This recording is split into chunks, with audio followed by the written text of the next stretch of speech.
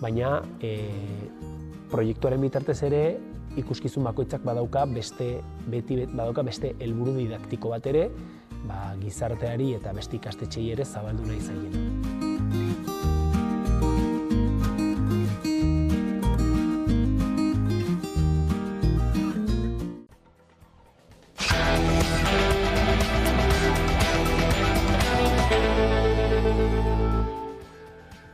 Arratsaldeon, 40 urte bete dira Hego Euskal Herria NATOn sartu zenetik. Leopoldo Calvo Soteloren gobernuak hartu zuen Espainian NATOn sartzeko erabakia. Parte hartzea 75%koa izan zen. Itunen jarraitzearen alde bozkatu zuten 426.000 lagunek eta irtetearen alde 831.000 lagunek barkatu.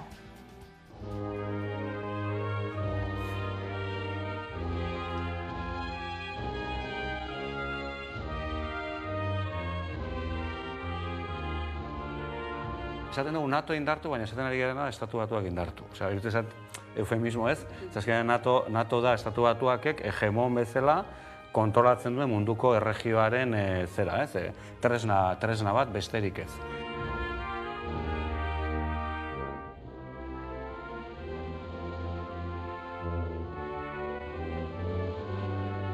Hegemonia kulturala mendeetan irabazi edo galtzen dela. Eta uste dut gaudela, oraindik hegemonia kultural horren errenta faltsuetaz bizitzen, uste dugulako mundua gure klabetan bizi behar dela, eta gu garela bizitza estilo perfektuena daukana, eta horrek uste dut ez digula uzten ikusten bai hegemonia militarra, politiko eta ekonomikoan ditugun galera guztiak.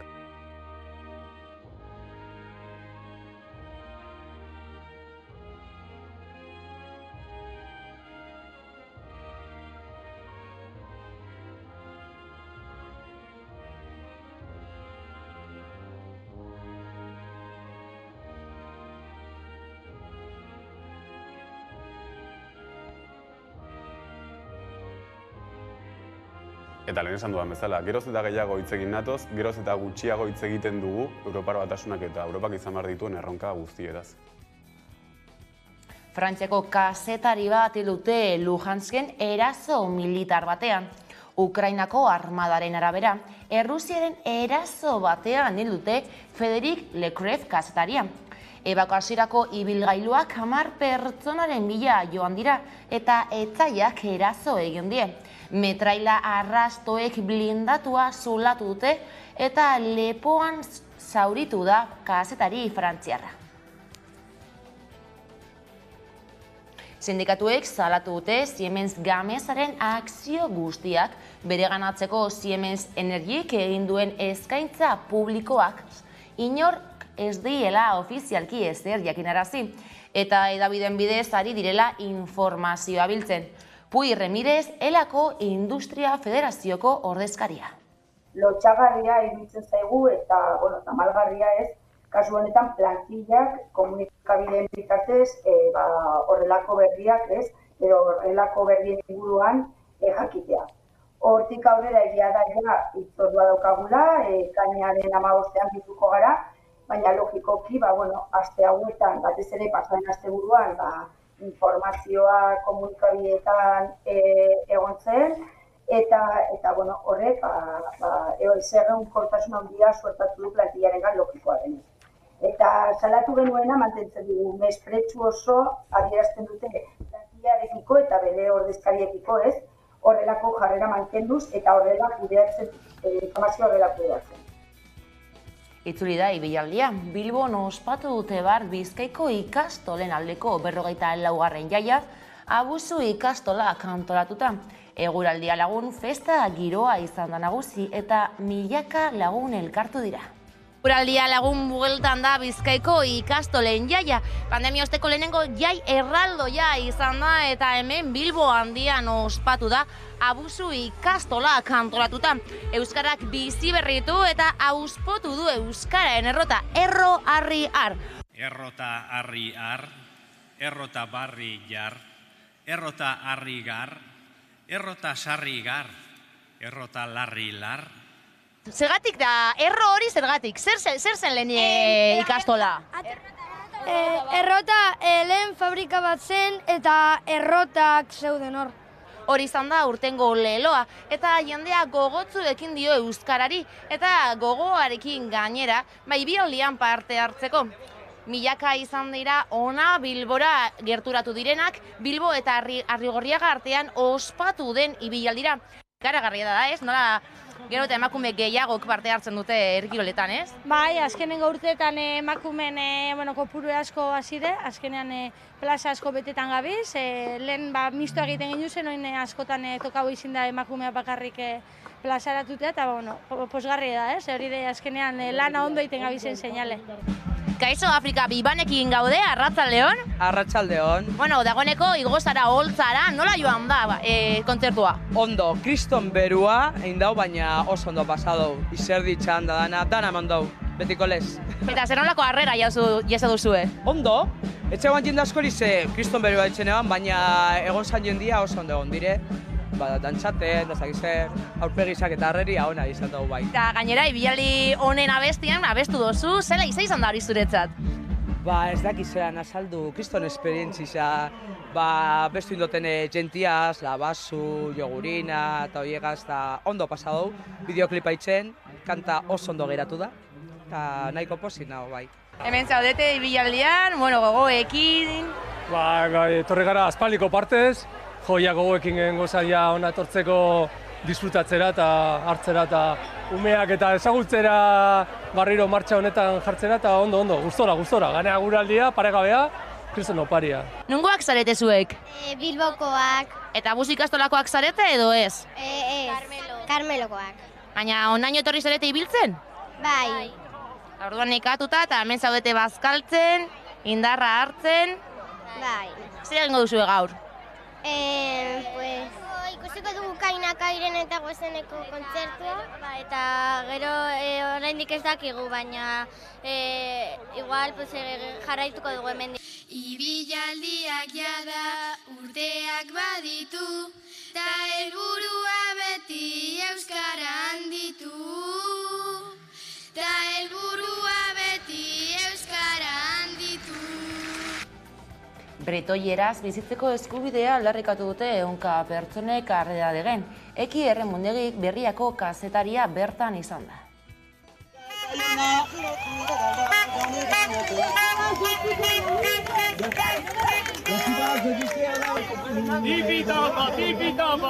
Etorri gara Arredadegen parte hartzera, gure kilometroa egitera bretoieraren aldez eta gure sustengoa adieraztera. Urtez sortu da elkartasun sare bat, gu eta bretoien artean, eta beraz hizkuntzarekiko berborroka eramaten baitugu, normal ez zaigun haiei sustengoa erakustea.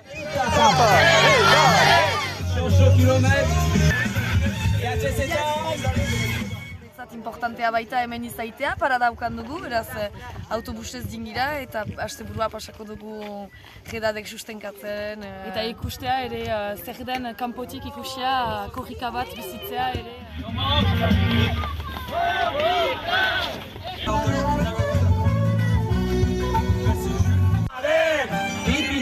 Tipitapa, redade!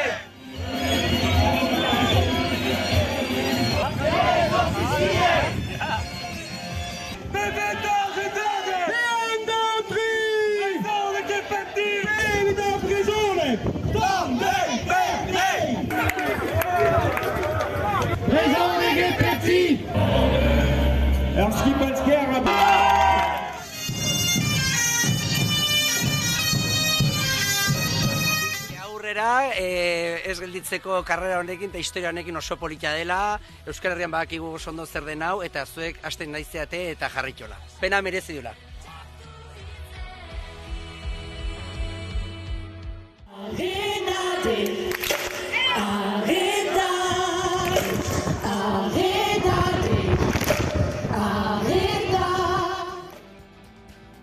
Larun batean egin zen lasterbidean Euskal Presoekiko elkartasun lasterketa.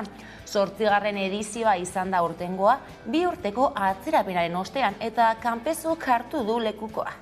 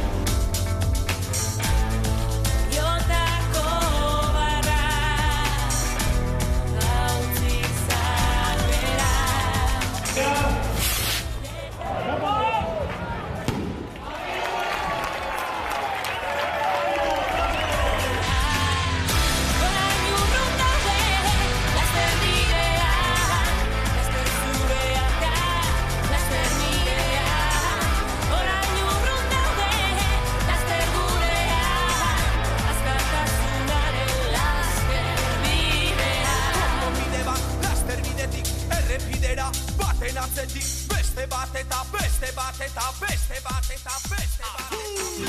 Taupadak buruak bihotzak sabela mugitu zangoa. Urdina gorritu eginda, Unai Lazo da buruz buruko txapeldun berria, finalean Joseba Eskurdia menderatuta. Campeón manomanista de la LEP 2022, 2022ko buruz buruko txapelduna Unai. Bai, egia esan oso zentratuta negoen, hasieratik, tantoz tanto joan naiz, hori, beti pentsaren beste tanto bat, zentratuta, egia esan gusto egon naiz, asko gozatut pilota, zeatu indut eta gero bukatu indut, egia esan partio perfektua jugatu dut, eta izugarri pozik.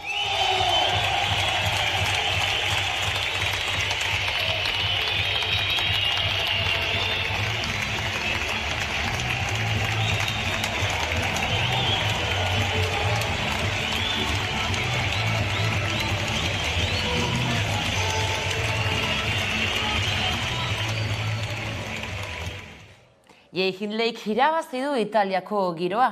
Lasterketa hori irabazi duen lehen austrialarra bilakatu da. Richard Carapaz izan da bigarren eta Mikel Landa hirugarren. Azken erlojupekoan Mateo Sobrero gailendu da. Bada Landa da azken 20 urteetan, itzuli handienetan gizonezkoetan, podiumera igo den euskal txirrindulari bakarra.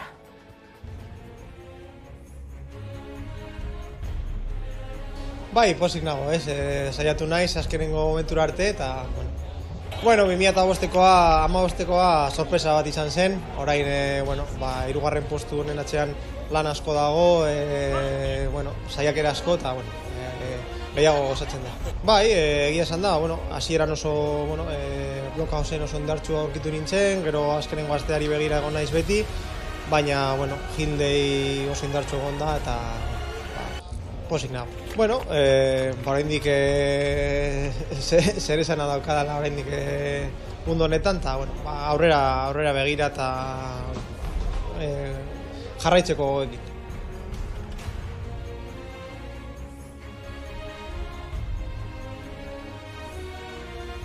Baina pozik, amaitzi gazea pozik, azkeneko egunek sufrimentu itzera izen die.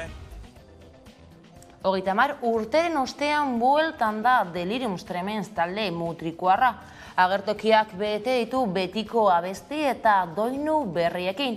Inigo Muruzari kontzertua eskaini diote gainera.